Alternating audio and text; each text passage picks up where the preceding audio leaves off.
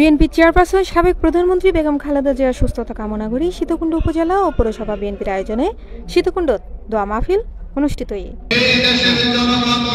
বুধবার আসর নামাজের পর সীতাকুণ্ড উপজেলা সোনাইচুরি ইউনিয়নের উগ্র কমিটি সেন্টারত দোয়া মাহফিল অনুষ্ঠিত হয়।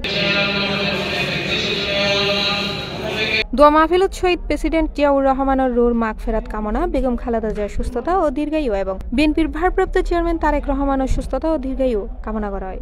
এই দেশের জনগণকে ভালোবাসি বিদায় ক্ষমতা থাকা অবস্থায় উনি তত্ত্বাবধায়ক সরকারের বিল পাস করে নিজে ক্ষমতা ছেড়ে দিয়ে 1993 সালে আবার নতুন রূপে নির্বাচনে অংশগ্রহণ করেছিলেন। উক্ত দোয়া মাহফিলত প্রধান অতিথি হিসেবে উপস্থিত আছেন চট্টগ্রাম সাইড সীতাকুণ্ড আসনের বিএনপি মনোনীত সংসদ সদস্য পদপ্রার্থী Kazi Mohammad Salauddin.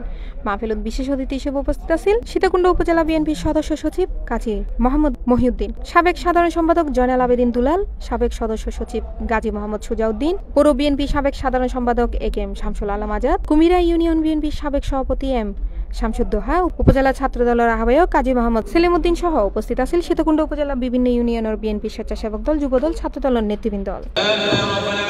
C plus TV, Chittagong.